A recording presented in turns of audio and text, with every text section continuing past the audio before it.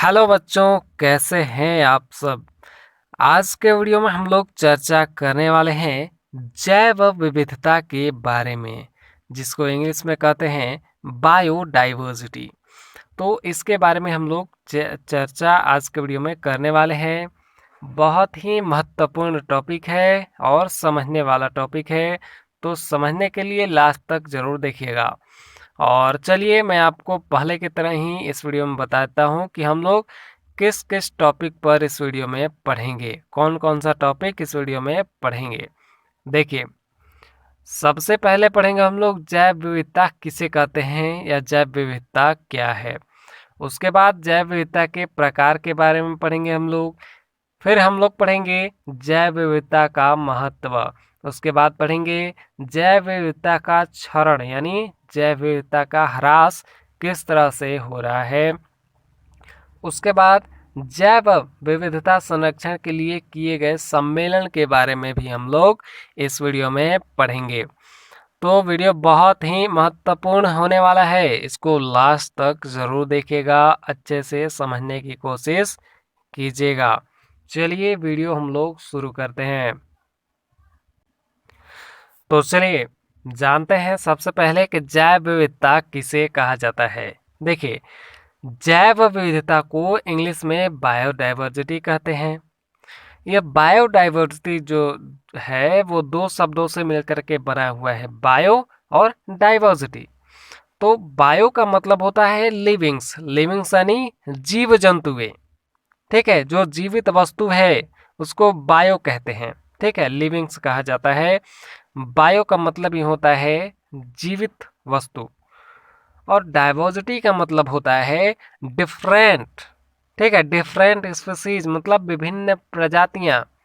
तो जो जीवित वस्तुएं हैं उसकी विभिन्न प्रजातियों के बारे में पढ़ना बायोडाइवर्सिटी कहलाता है। अर्थात अर्थात यहाँ देखिए, अर्थात जीवों की विभिन्न प्रजातियों का एक ही स्थान पर पाया जाना जैव विविधता कहलाता है। जैसे हमारे पर्यावरण में जो हम जहाँ पर रहते हैं वहाँ पर आदमी भी रहते हैं, कुत्ते बिल्ली भी रहते हैं। ठीक है, और भी बहुत सारी चीज़ें, गाय बैल, ठीक है, ये सभी रहते हैं। तो हमारे पर्यावरण में बहुत सारे चीज़ें एक साथ पाई जाती हैं, बहुत सारे जीव एक साथ पाए जाते हैं। तो इसी को बायोडाइवर्सिटी कहा जाता है, यानी जैव विविधता कहा जाता है। जैव विविधता जो शब्द है इसका सर्वप्रथम प्रयोग सन 1985 में डब्ल्यू.जी. रोजन ने किया था। किसने किया था? डब्ल्यू.जी. रोजन ने किया था। संयुक्त राष्ट्र संघ द्वारा 22 मई को जैव विविधता दिवस मनाया जाता है। जैव विविधता दिवस कब मनाया जाता है? तो 22 मई को मनाया जाता है, जबकि विश्व के कई देश इसे 29 दिसंबर को मनाते हैं। देखिए, जैव विविधता के क्या प्रकार हैं। तो जैव विविधता जो है मुख्यतः 3 प्रकार का होता है। तो एक एक के बारे में हम लोग जानेंगे। सबसे पहले है अनुवांशिक जैव विविधता। यह विविधता जीन में अंतर के कारण होती है। यह एक ही प्रजाति के सदस्यों में पाई जाती है। इसको नस्ल और उपजाति से प्रदर्शित किया जाता है। यानी जो विविधता आनुवंशिक रूप से ही होती है उसको जैव विविधता कहते हैं। जैसे इंसान का जो संतान होगा वो इंसान ही होगा, बिल्ली का संतान बिल्ली होगा। तो इस तरह से आनुवंशिक विविधता हुआ। और एक है जातीय जैव विविधता। जातीय जैव विविधता में विभिन्न प्रकार के पौधों और जानवरों की संख्या को जातीय जैव विविधता कहा जाता है। जैसे देखिए, आनुवंशिक तो हुआ कि बिल्ली का जो है संतान होगा, मतलब बिल्ली का से जो उत्पन्न होगा वो बिल्ली ही होगा, तो बिल्ली एक अलग हो गया, एक अलग हो गया। कुत्ते की प्रजाति एक अलग हो गई। ठीक है, मतलब कुत्ते का संतान जो होगा वो अलग होगा। और जो है आदमियों के जो संतान होंगे, सॉरी मतलब इंसानों के जो संतान होंगे मनुष्य के, वो अलग होंगे। तो इस तरह से मनुष्य, बिल्ली, कुत्ता, हाथी, भेड़, बकरी जितने भी हैं, ये सभी आनुवंशिक विविधता हो गए। ठीक है, सभी अलग अलग हैं अपने जन्म के अनुसार ही, तो इसको कहेंगे आनुवंशिक विविधता। जातीय विविधता का मतलब क्या होगा कि ये जानवर लोग हो गए, ये पेड़ पौधे हो गए, ये इंसान हो गए। तो इस तरह से ये जातीय विविधता हो गई कि जानवर अलग, पौधे अलग और इंसान अलग। तो इस तरह से ये जातीय जैव विविधता हो गई। और पारिस्थितिकी जैव विविधता क्या हुई? देखिए, पारिस्थितिकी जैव विविधता में क्या होगा, तो विभिन्न प्रकार के जो पारिस्थितिकी तंत्र के कारण जो विविधताएं उत्पन्न होती हैं, उसको पारिस्थितिकी जैव विविधता कहते हैं। जैसे हमारे एग्जाम्पल के तौर पर मैं आपको बता रहा हूँ, अफ्रीका के लोग वहाँ पर काले होते हैं, ठीक है, और इंग्लैंड के लोग गोरे होते हैं। तो यह भी एक विविधता हुई कि नहीं हुई? इंग्लैंड के लोग गोरे हो गए और अफ्रीका के लोग काले हो गए। तो इस तरह से जगह के अनुसार भी विविधता हो गया।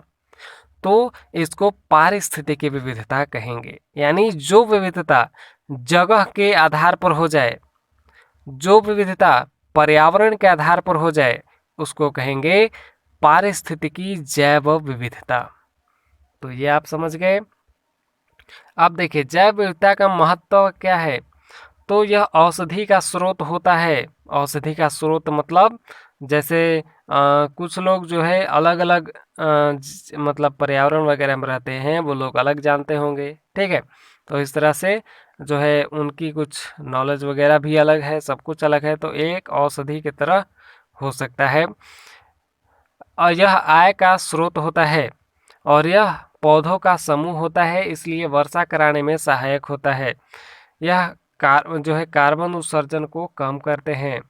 अब जैव विविधता का क्षरण यानी जैव विविधता का विनाश के किस तरह से हो रहा है? तो शहरीकरण के कारण हो रहा है, क्योंकि शहर में जो लोग हैं, कई गांवों से लोग आ जाते हैं, अलग अलग गांवों से लोग आ जाते हैं, अलग अलग पर्यावरण से लोग आ जाते हैं, तो सब एक साथ रहते हैं। तो इससे क्या हो रहा है कि जैव विविधता धीरे धीरे खत्म हो रहा है। लोग अब धीरे धीरे एक जगह रहने लगे हैं शहरों में, तो इसलिए जैव विविधता धीरे धीरे खत्म हो रहा है।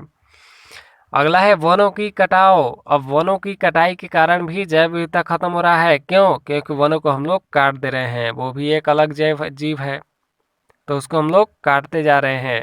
काट रहे हैं तो जंगलों में रहने वाले जीव जंतुएं सब धीरे धीरे मर रही हैं, जिसके कारण जीवों की कमी हो रही है और जैव विविधता में भी कमी आ रही है। अगला है वैश्विक तापमान में वृद्धि। तो वैश्विक तापमान में वृद्धि के कारण भी जैव विविधता का क्षरण हो रहा है, क्योंकि तापमान बढ़ रहा है तो कुछ ठंडे में रहने वाले जीव जो हैं वो मर रहे हैं, जिसके कारण जैव विविधता का ह्रास हो रहा है, जैव विविधता में कमी हो रहा है। अगला है प्लास्टिक प्रदूषण। प्लास्टिक प्रदूषण के कारण भी जैव विविधता हो रहा है, मतलब हो नहीं रहा है, ठीक है, मैं बता दे रहा हूँ कि हो रहा है।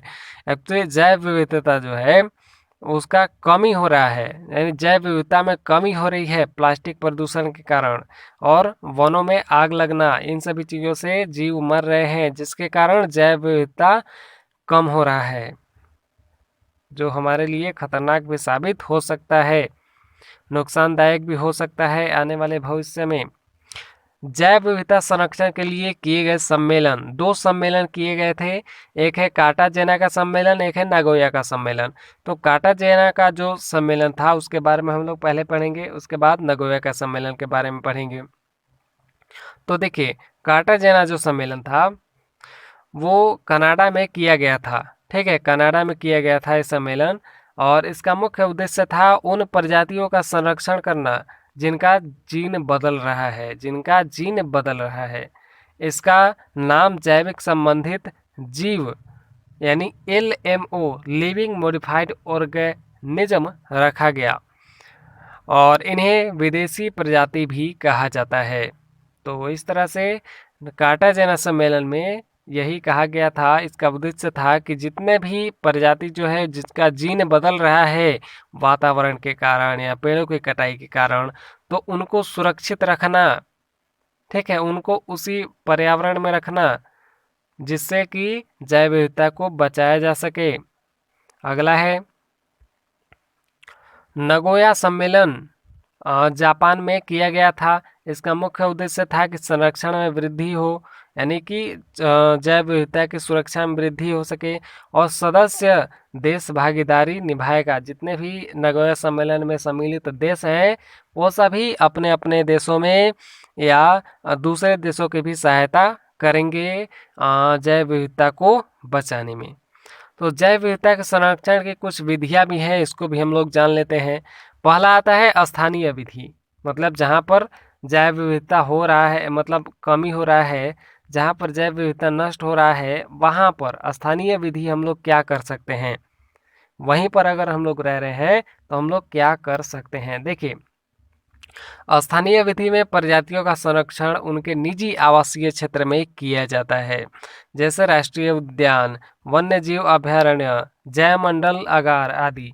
जैसे पेड़ पौधे नष्ट हो रहे हैं, जहाँ पर नष्ट हो रहे हैं वहीं पर एक अभयारण्य बना दिया जाए, तो जिससे कि उन लोगों का जो मतलब जो जीव हैं जो कि जंगल कटने से परेशान हैं, जो भाग रहे हैं, जो मर रहे हैं, वो बच सके। ठीक है, इसलिए चिड़ियाघर वगैरह ये सभी बनाया जाता है। अगला है अस्थानीय विधि। देखिए, अस्थानीय विधि में प्रजातियों का संरक्षण किसी अन्य स्थान पर किया जाता है, जैसे वनस्पति उद्यान, चिड़ियाघर आदि। तो इन सभी चीज़ों से जो है जैव विविधता में कमी को रोका जा सकता है, जैव विविधता को नष्ट होने से रोका जा सकता है। तो ये सभी चीज़ें बहुत ही महत्वपूर्ण है। तो चलिए अब लास्ट करते हैं। उम्मीद है आपको अच्छे से समझ में आया होगा, और वीडियो अच्छा लगा हो तो लाइक ज़रूर कर लीजिएगा, चैनल पर नए हैं तो सब्सक्राइब जरूर कर लीजिएगा। कोई सवाल है तो कमेंट कर लीजिएगा, जल्द ही जवाब दिया जाएगा। मिलते हैं अगले वीडियो में, तब तक के लिए धन्यवाद। जय हिंद।